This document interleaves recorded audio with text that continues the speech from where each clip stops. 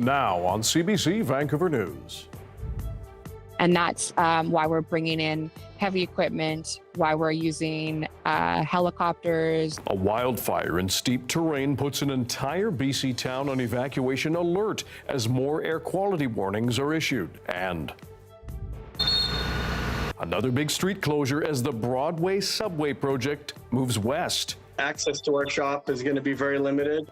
And businesses brace for months more disruption. It's going to be very hard. Plus, there was the type of person that might be standing outside to take a picture of the moon that night. 3 years after she was killed, friends of a Merritt City councillor look for justice.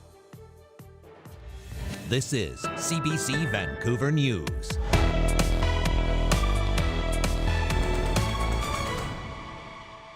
Hello, I'm Dan Burritt. Thanks for joining us. A small BC town in the Kootenays is under evacuation alert due to an out-of-control wildfire. It's burning close to Kimberley, home to more than 8,000 people. The CBC's Jonna Bailon joins us with more. Jonna, what can you tell us? Dan, the Matthew Creek wildfire west of Kimberley grew overnight. As of Monday afternoon, it's 5.6 square kilometers in size. The BC Wildfire Service says while less wind is helping, the steep terrain makes it hard to fight. And that's why we're bringing in heavy equipment, why we're using helicopters to cool the areas with the highest fire activity. We are bringing in those heavy equipment. We will be bringing in additional crews as well when we get to a point where they would be the most engaged and the most able to put in control lines. Heavy smoke is also dampening the fire, but the Regional District of East Kootenay says the 8,000 or so residents of Kimberley need to be ready to leave on short notice. Jonna, what about other wildfires crews are busy dealing with right now?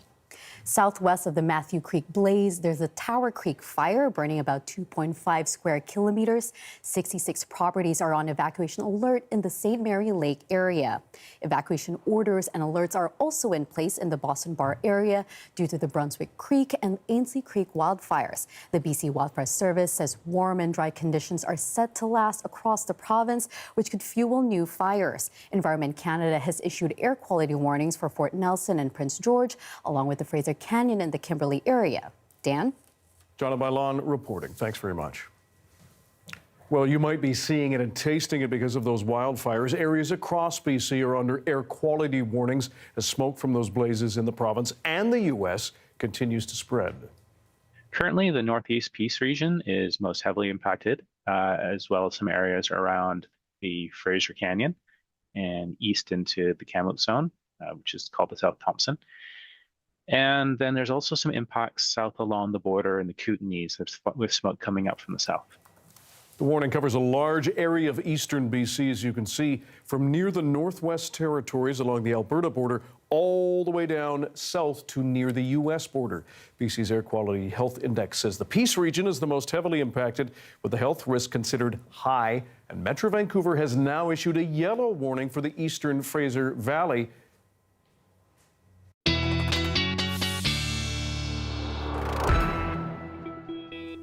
Darius Madavi joins us with a first look at the weather. What's going on with the smoke? Well, it really depends where you are, Dan. For some folks, like up in the Northeast, that smoke is coming down from places like the Northwest Territories. In the East Kootenay region, a lot of that is coming up from south of the border, not actually from the fires near Kimberley. That's not to say that none of the smoke is coming from there, but a lot of it coming from down south. If we zoom in on the Northeast, fortunately, things should start to alleviate pretty soon. But if you take a look at this footage captured by one of our reporters earlier, you can see just how hazy, how smoky it is in that region. It gives you a sense of why the health risk is so high, and smoke is very dangerous. Luckily, BC has an excellent scale to capture that, far, far better than the one used in the US, and even better than the one used by Environment Canada nationally, because it really weights wildfire smoke highly when that wildfire smoke is particularly dangerous. Instead of taking an average of different pollutants, it just says if wildfire smoke is the most present pollutant, we're just going to count the wildfire smoke in determining the rating, which does a much better job of capturing the overall situation. Now, as we saw, a number of air quality alerts in place across BC, but also a number of heat warnings stretching up the inland parts of the coast and then down into the southern interior. That is raising the fire danger even further. In addition to those dry conditions we've had Temperatures continue to climb into midweek, hitting the high 30s in some parts of the southern interior later this week, even on inland parts of Vancouver Island. And I also want to emphasize, I know John mentioned how steep this terrain is. That's why it's so difficult for crews to get at these fires, Dan. It's just a difficult situation. All right, Darius, thanks very much. Thank you. Police in Kelowna say a man taking part in a mass swim died over the weekend. The event is called Across the Lake Swim. It attracts more than 1,000 swimmers each year on a course across Okanagan Lake. The CBC's Brady Strachan has more on the conditions on the water at the time. I'm here at Tugboat Beach in Kelowna. It's about 1 kilometer down the shore from where the finish line for the Across the Lake swim is. Now, it is here that police say on Saturday, one of the participants, a 67-year-old man, was pulled to shore after another swimmer found him unresponsive in the water. Despite efforts to resuscitate him, police say the man drowned, and the BC Coroner's Service has taken over the investigation. The victim was one of more than 1,000 people taking part in the Across the Lake swim. It's an iconic event here in Kelowna, has been happening since the late 1940s. Participants swim from West Kelowna across Okanagan Lake, a distance of either 1.5 or just over 2 kilometers in length, depending on the course. A challenge this year, however, strong southerly winds, which created choppy water and currents that pushed many swimmers off course. When I realized I was drifting off course and a lot of my fellow swimmers and our support paddlers were also going off of course, it was a scary moment. She says fighting the current took a sustained effort as she swam towards the finish line. And I was swimming as hard as I possibly could. I realized I wasn't moving. And I was just giving it my all, and you just have to find that strength deep within yourself to pull yourself slowly towards the finish line. CBC News has reached out to the organizers of the Across the Lake swim, but we haven't heard back. This is the 5th drowning death in Okanagan Lake in the past month. Brady Strachan, CBC News, Kelowna. Canadian crude oil shipper Enbridge has broken ground on a $4 billion natural gas pipeline near Prince George. The Sunrise expansion project builds on Enbridge's West Coast pipeline, which moves natural gas from BC through Alberta and the U.S. Pacific Northwest. The federal government says the expansion will help meet growing energy needs and power LNG export facilities in southern BC. The company says the project will benefit 2,500 workers and their families and is expected to be finished by the end of 2028. One man has now been arrested in connection to a fatal crash at a cycling event last year near Penticton. Police say a driver collided with 3 people during the Okanagan Grand Fondo last July. 49-year-old Ava Choi died in that crash. 2 other cyclists were seriously hurt. On Monday, police arrested a man. He's now been charged with 3 counts related to the dangerous operation of a motor vehicle. A major stretch of West Broadway here in Vancouver is set to be closed again for 6 months as construction on the SkyTrain extension enters its final phase. 2 blocks of the major east-west thoroughfare will be closed from Cambie to Alberta while crews finish up the project in that area. Vehicles will be rerouted onto West 8th. Still, as Benit Braich reports, it's yet another headache for some businesses and drivers. As construction for the Broadway subway project grinds on, 2 busy city blocks are now facing a 6-month closure to vehicle traffic here on West Broadway between Cambie and Alberta streets. Construction has been ongoing here for years. The city says businesses are still accessible via sidewalks, but the lengthy closure is escalating worries. Which means visibility is going to be very limited. Access to our shop is going to be very limited. And I don't know how the customers are going to be able to navigate around that. Some of them might just avoid coming in altogether. He's especially worried about parking for his customers and service vans. Officials say the closure will allow for the removal of the traffic deck and for repaving. So what does this mean for drivers? They will be detoured to West 8th Avenue. And for those taking public transit, TransLink says some bus stops near Broadway City Hall Station have been temporarily moved. Bus service on the 99, 9, and N9 will also be rerouted to 8th Avenue. Another potential hit to this escape room business that's already had to navigate years of construction impacts. I mean, we're really worried about the 99 and the UBC line with our UBC students. We're losing so much of that. It's going to be very hard. I think a lot of it will probably be pushing our marketing forward and just having trust in the community. TransLink says riders can expect some minor delays and are being advised to allow for extra travel time. I'm okay with sort of adapting a little bit. Probably gonna have to get up maybe 10, 15, 20 minutes earlier every day. It's just been so chaotic with the construction anyways, where I was already allowing more time. Luckily, we are quite lucky to be in a walkable city, but once it does get colder or rainier, as we usually get, it'll be a little more difficult and a little more frustrating. Construction for the subway project began roughly 6 years ago. It was initially slated for completion in 2025, but delays have pushed that to 2027. And despite more traffic hurdles during construction, the province has said the road closure will help reduce construction times in the long run. Benit Brach, CBC News, Vancouver. Vancouver police say it deployed as many as 1,300 officers on each game day here in town during the FIFA Men's World Cup, making that the largest police deployment in the city's history.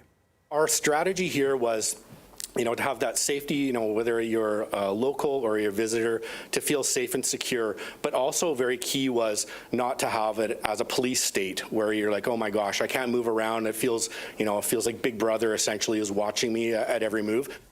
The VPD, with help from officers from Delta, Edmonton, and Calgary Police Services, patrolled areas like Granville Street, BC Place, and the Fan Fest during the tournament. Mounties were also involved. The VPD says officers made 177 arrests, mostly on the Granville Strip, and most for breach of the peace. Police say they also arrested 16 foreign nationals. One part of the World Cup experience that will remain in Vancouver for the rest of the summer is that car-free Granville Strip downtown, as we showed you. But as Justin McElroy explains, weeks after the city approved millions to make that happen, there's still big questions on where that money is actually going. 2 weeks ago, we told you that the City of Vancouver had given the Vancouver Police Department and Downtown Business Improvement Association millions of dollars to keep 5 blocks of Granville Street car-free for 7 more weeks, and that both groups couldn't say exactly how they were spending that money. But now one of those 2 groups is providing more details. I just don't have those numbers. But it's not the police. That is the Vancouver Police Department, which is getting $1.4 million for this, which works out to $6,000 extra on security per block per day. Now, 2 weeks ago, they said they couldn't provide a budget to us because they were still figuring it out. Now they're saying it's because it's complicated. Costing is actually very complex because it comes with a combination of the municipal, the provincial, and the federal cost-sharing agreements, and the bills will still be coming in. So the VPD can't provide a budget, but the Downtown Business Improvement Association can. We created a few different budgets, and this is the budget we settled on. That is the BIA's Operation Director, Joshua Davidson, who, with a little bit more time, was able to break down for us what they're spending their $1.25 million on.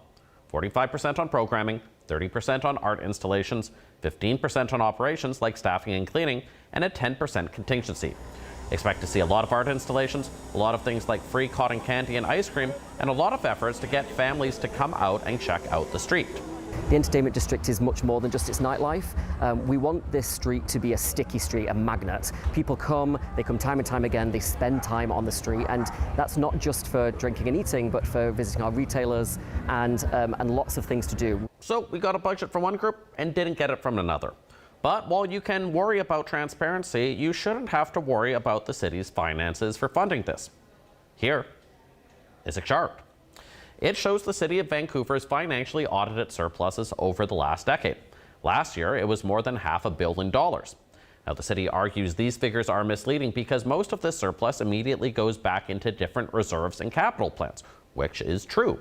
But it's part of the reason why there's always money in the banana stand to bring back the fireworks this summer, or to save car-free days on Main and Commercial Drive, or to keep Granville Street car-free for 7 more weeks. This story is a reminder that the city has a lot of leeway in what it can spend money on, and a lot of leeway on telling you how exactly that money is being spent. Justin McElroy, CBC News, Vancouver.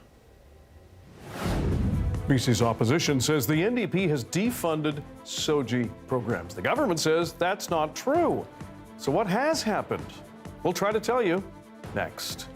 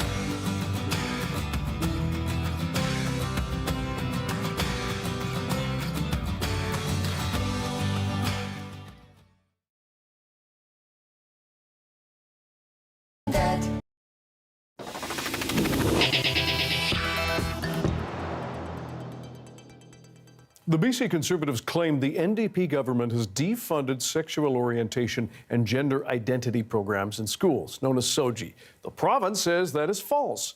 But as Katie DeRosa reports, it did cut funding for one of the nonprofits that created the SOGI guidelines in the first place. BC Conservative leader Carrie Lynn Finlay declares it a victory against what she calls radical gender ideology. In a statement, she says the BC government has discontinued funding for sexual orientation and gender identity programs in schools, also known as SOGI, following pressure from her party and concerned parents. While the nonprofit that created the SOGI resource model for schools says the province has cut funding, it says that doesn't mean SOGI in schools is dead. There's this kind of messaging that's going out in BC right now, and confusion of SOGI 123 doesn't exist anymore, and that's simply not true. SOGI was brought into schools in 2016 under the then BC Liberal government. It's not a teaching curriculum, but a set of educational resources designed to prevent bullying against 2S LGBTQ+ students and help teachers create inclusive classrooms.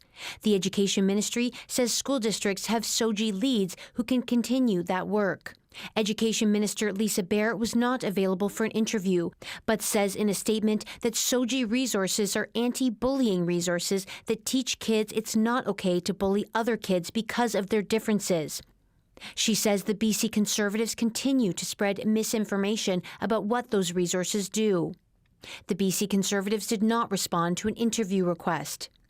But Advocates for Out in Schools, which offers SOGI-related school presentations, say SOGI has become a political wedge issue. We've had parents who want to withdraw their children from presentations, which is their right to do, but that has increased. We also have had some schools cancel presentations or pride events last minute. Langford councillor Kimberley Guyrie says a commitment to SOGI education is more important than ever, following what she says was a proliferation of online anti-trans hate after the Tumbler Ridge school shooting. The shooter had transitioned from male to female. This is not the time to kind of waver or pull away from supporting SOGI 1, 2, 3 in schools. She's putting forward a motion calling on the province to restore ARC's funding. Katie DeRosa, CBC News, Victoria. There are still no leads in the death of a Merritt City councillor who died 3 years ago. Claire Newman was struck and killed by a vehicle outside of Valemount. As the CBC's Shelley Joyce explains, Newman's friends are still hoping for justice. Yeah, these are Claire's chairs, and we want them to be nice and bright. Her favorite color was yellow. Robin Smith is the mayor of Logan Lake in the BC interior. She was a long-term friend and colleague of Merritt City Councillor Claire Newman, who died on the side of the road 3 years ago outside of Valemount. Smith often sits here in these yellow chairs on the shore of the Logan Lake campground with a cold drink and a few friends to think about Newman. I know that Claire would absolutely love to have a little piece of lakefront property. The mystery surrounding Newman's death still weighs heavily. It was shortly before midnight, July 4th, 2023. She was found outside of her Nissan Frontier on the side of Highway 16. At the time, police suspected the 46-year-old was involved in a hit and run. Still running with her dog in the vehicle. She had been hit, presumably she'd been hit on the road and was found in the ditch on the other side of the vehicle, or on the other side of the road. Claire was the type of person that might be standing outside to take a picture of the moon that night. She loved nature, and it wouldn't surprise me in the least if that's what was happening. Vivacious, friendly, warm, outgoing, adventurous. Words used by friends to describe Claire Newman. Those closest to her still hoping for answers. I mean, I always like to think that maybe they know more than they're able or willing to share. But at this point, it has been absolute crickets. We have not heard anything, and I've never, ever had an update since. RCMP say they have no new leads, but the investigation is ongoing. They say the suspect vehicle is a 2016 to 2018 Jeep Cherokee in gray or silver. Anyone with details on what happened that night, no matter how small, are asked to call the RCMP. Shelley Joyce, CBC News, Logan Lake, BC. A hazy sunrise in Vancouver. Darius has your BC forecast next.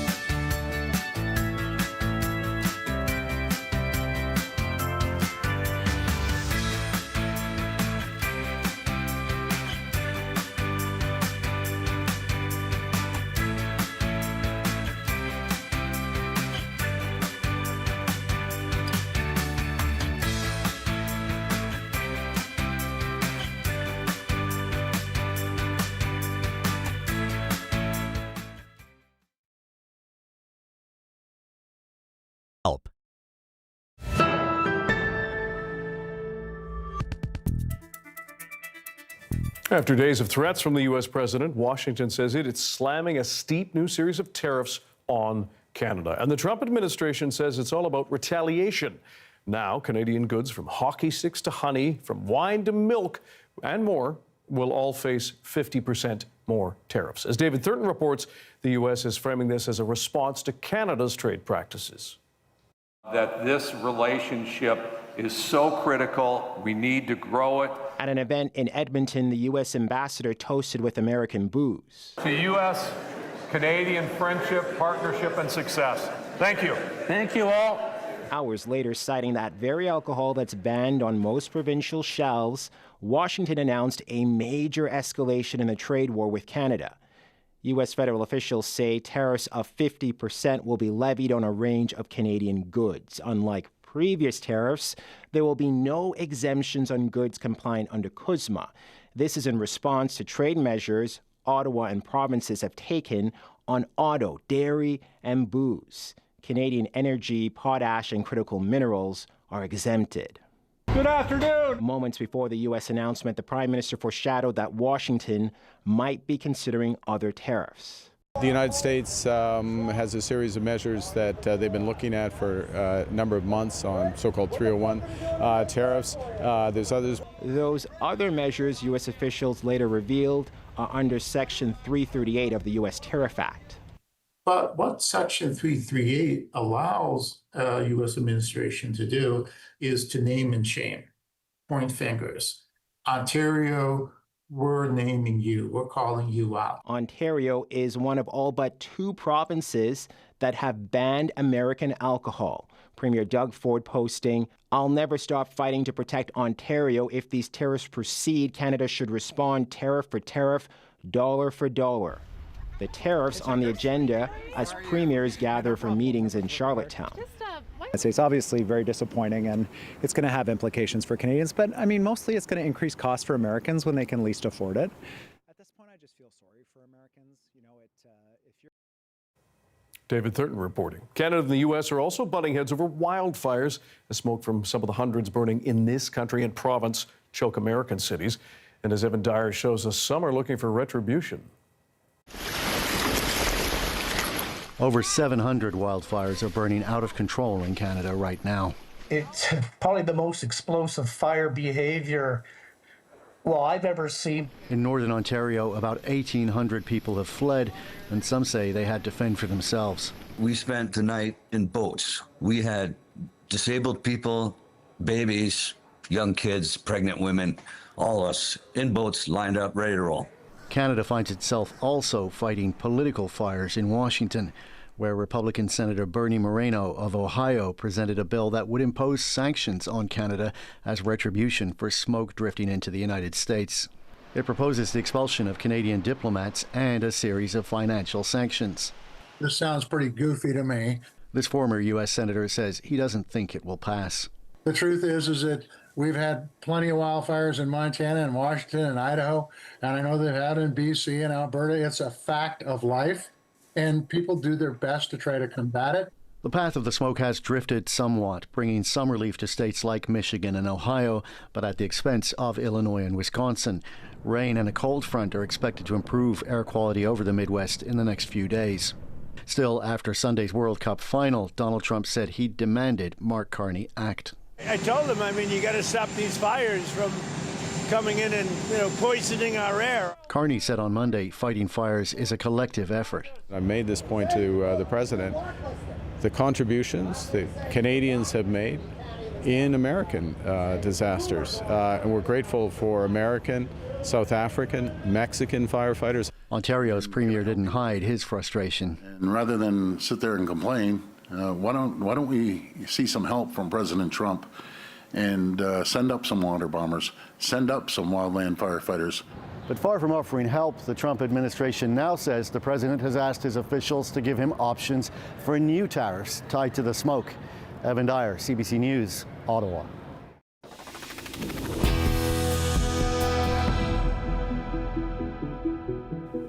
Police are now shining more light on a deadly crash in Saskatchewan that killed 2 men, one of them a CFL linebacker. As Karen Pauls explains, police now say he was driving the wrong way down a divided highway. Friends say 22-year-old Bhishma Raja Guru was a beautiful soul, a musician with big dreams and an even bigger heart. I think he deserved to live.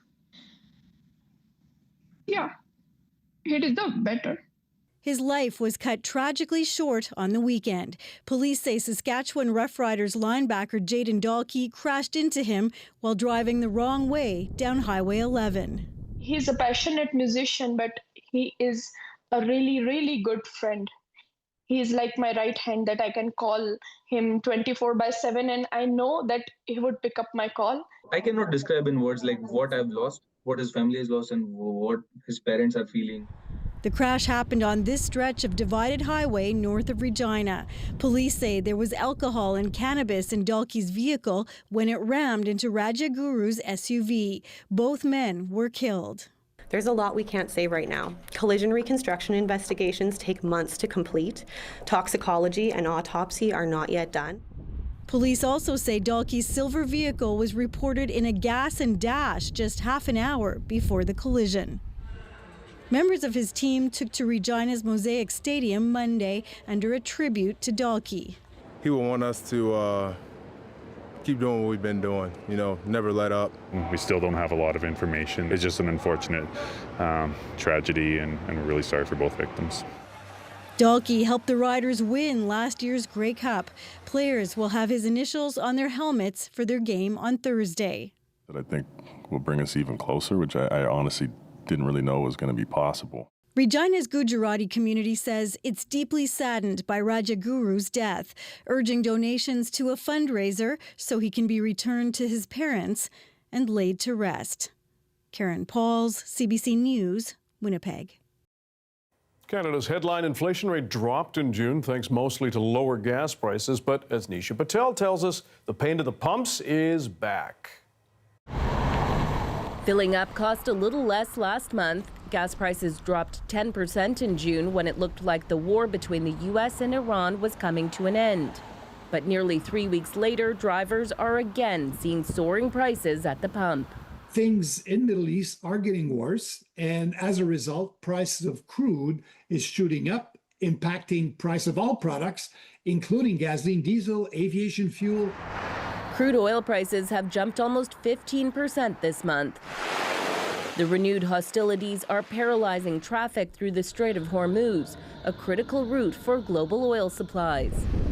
And a fresh threat on another front, as Yemen's Houthis say they will blockade Saudi oil tankers in the Bab el-Mandeb Strait, a gateway to the Red Sea. The crude price is a commodity that's traded around the world 24/7. It is the most important variable in setting prices at the pump. Gas prices have been on a roller coaster since the conflict began back in March. The average in Canada now sits at $1.80 a litre. Right now, we don't know what the new normal is going to be, so that's the source of the volatility. And experts say it is one of the biggest risks for overall inflation in Canada if spiking energy prices start to spread throughout the economy. The question is, how long before we might start to see some of those higher costs being transferred to consumers? The months of financial strain have been weighing on many Canadians, some trying to revise their routines to ease the pressure. I bought a hybrid car, so I'm able to save at least there. I try to walk whenever I can too. Kind of regret buying a gas car, but we do what we can. That regret may deepen if gas prices stay volatile through the summer. Nisha Patel, CBC News, Toronto. CBC News has learned Canada is joining an international program that will build the next generation of fighter jets. Defence Minister David McGuinty is set to make that announcement at an air show in the UK this week. More now from the CBC's Ashley Burke. We're at one of the biggest air shows in the world, and this year there was a large Canadian presence. More than 150 Canadian companies and also 4 members of the Prime Minister's cabinet who say that they're here to try and make deals. The UK, the EU, the Baltics and Nordics, Japan, Australia, Korea, South Korea. And we all want to come and work together. The States is stepping back from a place they used to occupy. They don't, for their own reasons, they're not there anymore. They don't want to be there. And that space needs to be occupied, and nobody's big enough to do it on their own. So we're going to come together where we can and step into it, but it will take all of us to do that. Mark Carney has promised to diversify defense spending and military partnerships so that Canada isn't relying so much on the U.S. And this air show is one way that they're trying to show the country is open for business. This visit comes ahead of an announcement by Defense Minister David McGuinty, who is also here. Sources tell me that he's expected to announce Canada is joining the Global Air Combat Program. And I'm standing right now in front of a prototype of the 6th generation fighter jet that the UK, Italy, and Japan are hoping to make by 2035. And now Canada is trying to get in on that too.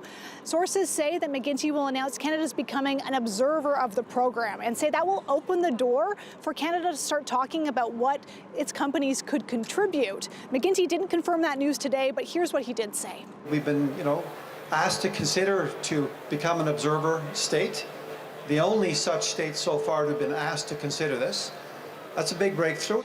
This announcement is happening during an ongoing review in Canada. The government is trying to decide if it's going to move ahead and buy dozens of American F-35 jets, the 5th generation, or if they're going to have a mixed fleet that includes some European jets. And that review was launched in response to U.S. President Donald Trump's tariffs and his threats. And I'm told that this announcement doesn't mean that it's going to be a replacement for the F-35s, but rather it sends a signal to the U.S. that Canada's looking at a mixed fleet and its future in the decades to come, and that could include buying some of these fighter jets behind me. Ashley Burke, CBC News, Farnborough. Still in the UK, King Charles has now appointed the next Prime Minister of the United Kingdom. Andy Burnham is the 4th PM since Charles ascended the throne in 2022. Prior Stewart has more on the latest leader.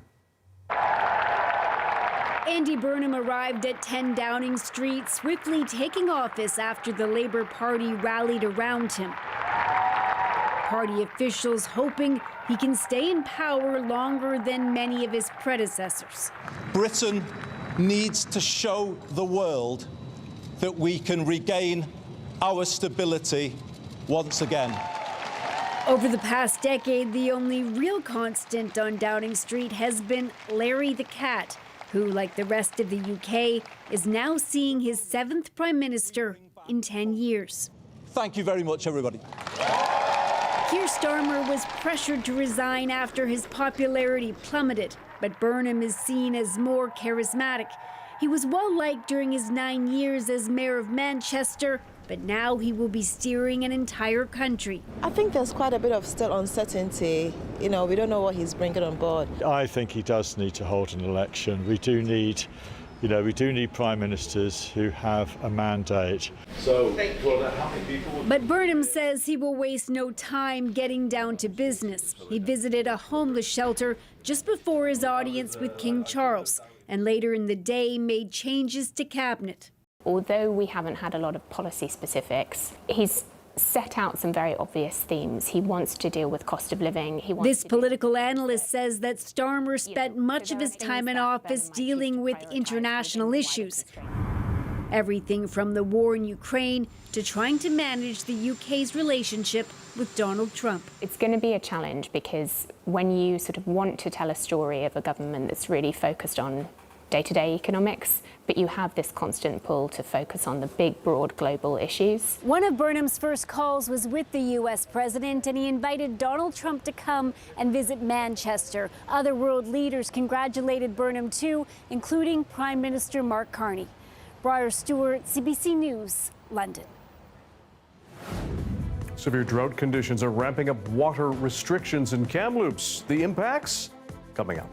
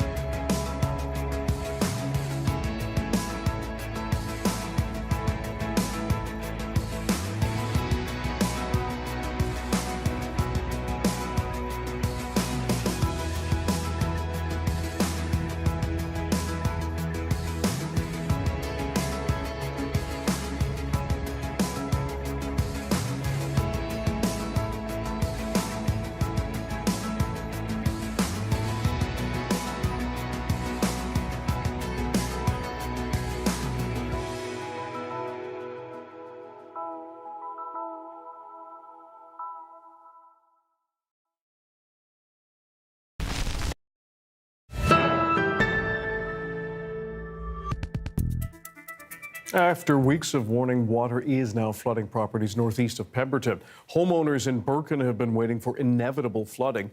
Ilana Kelly has more on the efforts to protect homes and more. The creek has breached the bank and is now flowing through our property. Their backyard is now a swamp after a melting glacier sent water down the mountain towards them. It's very difficult for us as a community to live with. Residents living below Place Glacier have been on evacuation order for nearly 4 weeks, waiting for this to happen. It's eroding right now as I'm watching it. We're losing property. And it's not just impacting their property. We're not sleeping great. It's been highly emotional. We've had to shut down our business. Others have had to do the same. Scientists believe at least 1.3 billion liters of water will come down, equivalent to the volume of 520 Olympic swimming pools.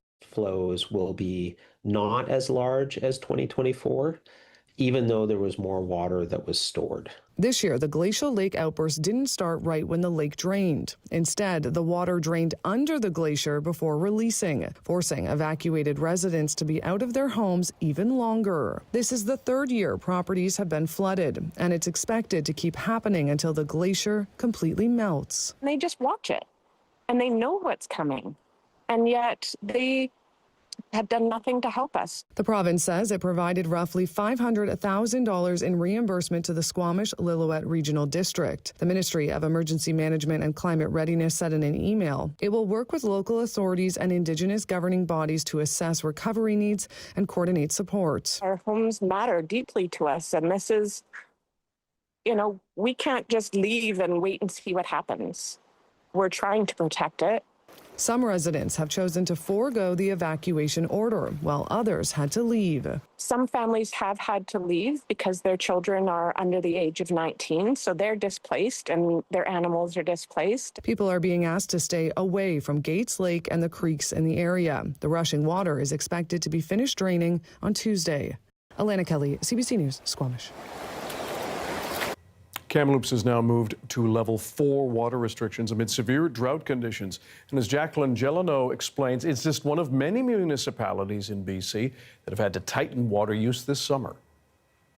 BC's southern interior is one of the most drought-stricken parts of the province, and that's forcing some municipalities to take drastic measures.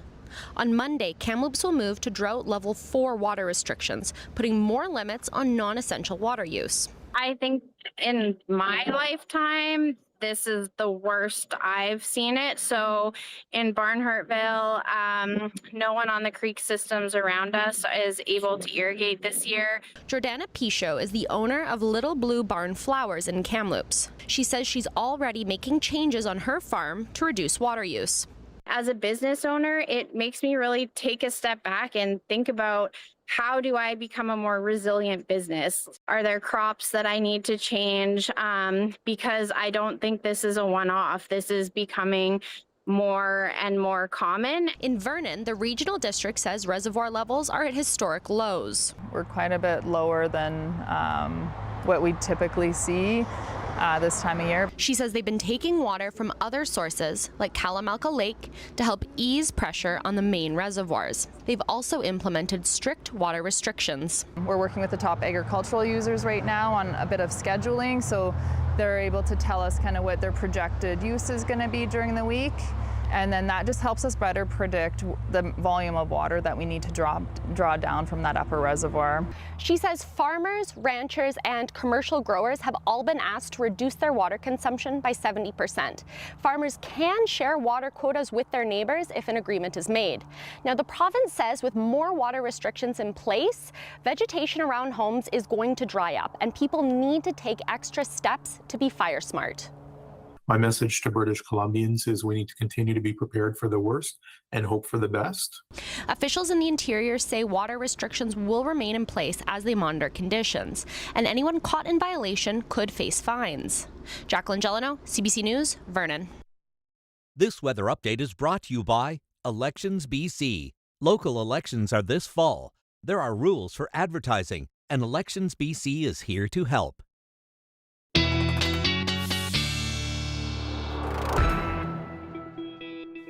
Darius Badavi here with the BC-wide weather picture. But we're going to start out east, it appears. That's right. I think it's worth talking about the fact that the wildfire smoke that's been, hounding parts of Ontario is letting up a little bit. Less so around Thunder Bay, although they get a little bit of alleviation. But for folks in southern Ontario, southern Quebec, that smoke by midweek should let up considerably. We should see a pretty big, pretty drastic improvement in the air quality there. And this is in part because of all the rain that we saw. Now, there are ongoing drought conditions, or at least abnormally dry conditions in northwestern Ontario, but we saw some very, very heavy rainfall coming through over the weekend, thanks to some intense thunderstorms that crossed over the region. With that said, not all good news. Over the last 24 hours, over 50,000 lightning strikes moving across parts of northwestern Ontario, as well as over Lake Superior and parts of Minnesota. That is a lot of potential for new fire starts over in that part of the country. And here in BC, we did see some lightning strikes in the last 24 hours, but not nearly as many. We saw a few just really focused up in the Peace region and then down over here as well, although this graphic is having a little bit of trouble loading in. If we look at the radar imagery, this is showing the last few hours. You'll notice just a few lightning strikes up in that part of the province, north of Prince George, and then over to the BC border. Now, lightning has been the primary cause of new fires over the past week or so, for sure. But with that said, still lots of potential for human-caused fires. And so the Caribou Fire Centre is going to be under a campfire ban starting this Wednesday. So be ready for that. If you're planning to do any camping or anything, be aware, Caribou Fire Centre joining the Coastal Fire Centre and I believe the Kamloops Fire Centre in having that Category 1 campfire ban. Temperatures over the next few days going to continue to climb in the south, hitting 37, 38 degrees in some parts of the southern interior, 35 in many more places in the south, even inland Vancouver Island. Here on the lower mainland, we're going to feel that hot, like Abbotsford 31, but add 5 for the humidity. Certainly tomorrow, probably on Wednesday as well. Very little precipitation coming in, that ridge of high pressure that's built in that's pushing that smoke over towards the coast, also keeping any precipitation at bay. And speaking of that smoke, we saw a lot of haze in the air. If anything, temperatures would be expected to climb even higher in the next couple days on the coast if it wasn't for that haze blocking out some of the sunlight, but something that we're going to be watching very closely, of course.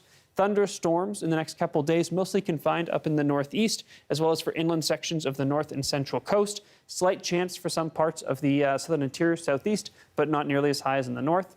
Here in Metro Vancouver, Dan, some more haze tomorrow. Humidity is high, could feel as much as 36 degrees inland, but things do look a little bit better towards the end of the week. Inflow clears out that smoke. Sounds good. Appreciate it, Doris. Thank you. Thank you. They're goofy and they bring out the crowds. We're going to go to Nanaimo for fun boats. Stick around.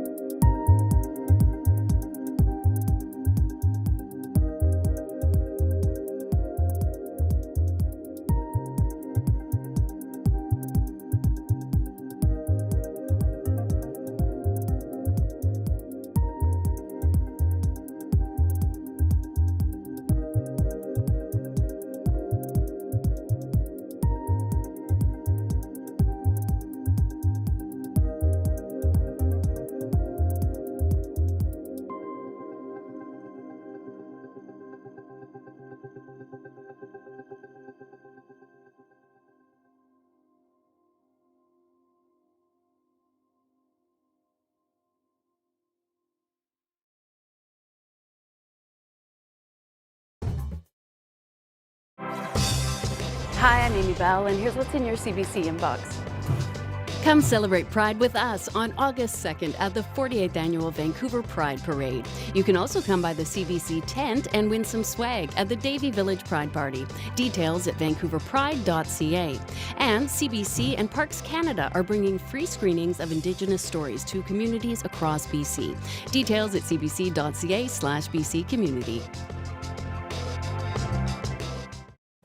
Nanaimo hosts 2 signature summer water events. There's the bathtub race and then the, quote, kids version. Claire Palmer takes us to the water for a good cause. 3, 2, 1.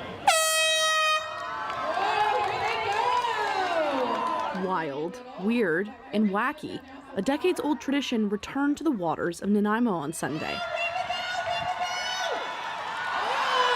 The annual Silly Boat Regatta, once again bringing a playful spirit to the harbor city for its 40th year. Just the environment and how much, like the atmosphere, how many people are here cheering you on. I love seeing all the thousands of people downtown here. It's amazing to see everybody coming out and supporting the Child Development Center. Oh, we got some silliness going on over here between Toyota and the Nanaimo Volunteer Youth Network. The annual event raises money for programs at the center, which supports kids with developmental needs. We love the silliness, and we love what all of the teams do every year. It gets better and better. There's a bit of a somber tone at this year's event, after the death of longtime organizer Michelle Kasarik earlier this month. It's been a tough day for many of us. As Mayor said, Michelle's been a heart person for the center and has been advocating for over 20 years for the center. And just seeing so many people being here sharing in the day that she just valued. She loved Silly Boat. Held every year on the 3rd Sunday in July, teams work to build the silliest boats. From the strangest materials, they dress up in costumes from head to toe and race to see whose homemade creation crosses the finish line fastest. Some boats don't make it, but that isn't stopping people from trying again. Yes, last year I heard we did not do so well. So we're coming back for redemption this year. Organizers say this year may be the largest turnout yet, with an estimated nearly 10,000 people coming out. More than 30 teams competed this year, with awards being given out for the fastest boat, and of course, the silliest. Claire Palmer, CBC News, Nanaimo. Looks like fun. Thanks for being with us tonight on CBC Vancouver News at 6. You can watch this newscast on CBC Gem, YouTube, and our website, cbc.ca/BC. And we will have your next local news at 11 o'clock, right after the National. We'll see you then.